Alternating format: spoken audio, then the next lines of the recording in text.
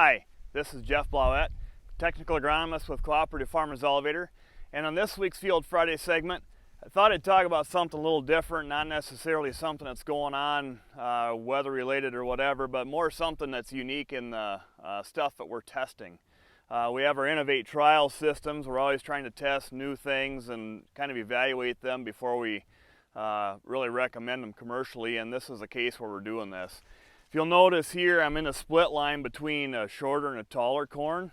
What we actually have here is this a commercial hybrid, a normal hybrid. Actually, it's a little shorter hybrid by stature is how it's classified. But this is actually a short corn.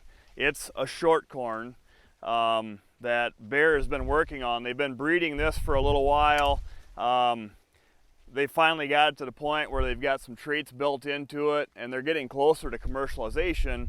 And so you can see, just your height difference at this time. Obviously, we got a little bit of time before tassel here. This was planted just a little bit later, but we've got quite a bit of height difference in this corn already, and it's probably going to continue to separate a little bit more as time goes on here.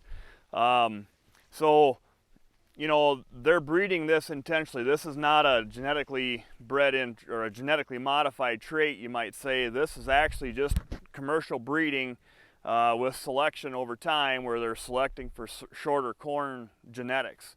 It does it by, it shortens the internodes, the part of the stalk where the leaves initiate from. It shortens those all the way up to the ear node.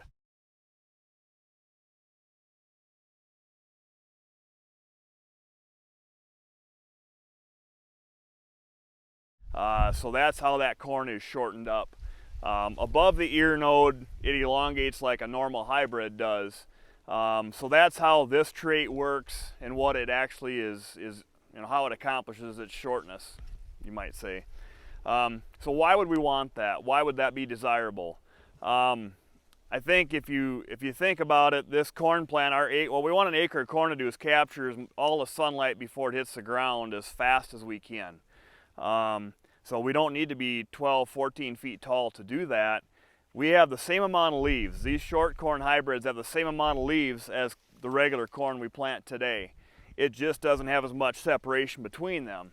So if we have the same amount of leaves, we should be able to capture the same amount of sunlight, and that's a good thing agronomically. We have experienced a lot the last couple of years as far as wind damage. A shorter corn would catch less wind and therefore would have less risk at wind damage, whether it's green snap, whether it's root lodging, whether it's stalk lodging in the fall. We see that all the time. We get some October winds come through and we're not out there with, don't have all the corn out. Once that corn starts to dry down, those stalks start to dry down. When they start catching wind, they bust over a lot more quickly. If we have less, it's a leverage thing. If we have less of that stalk to catch wind, it'll definitely help its standability.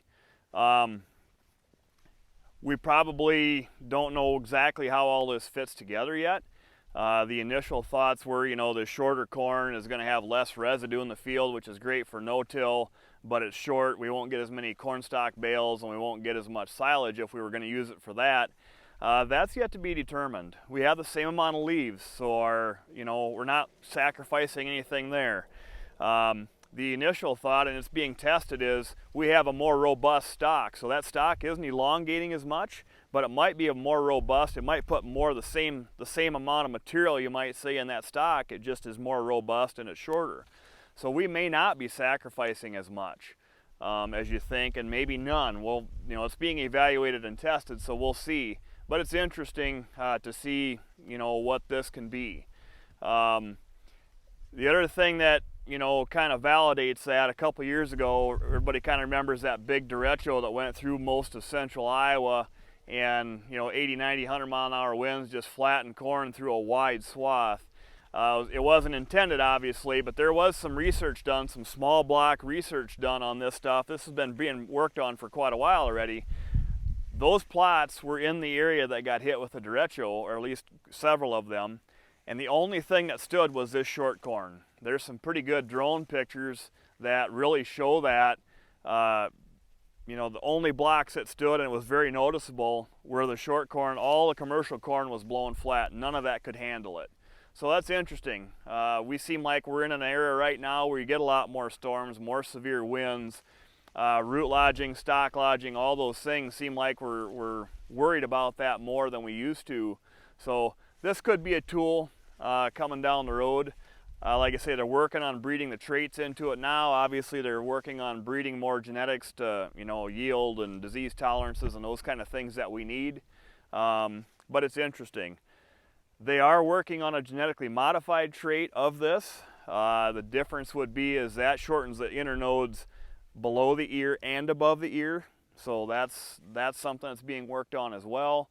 But it's coming. The specs on this corn, when they breed this corn, it cannot have an ear that's less than 24 inches off the ground. If it does, they won't bring it forward.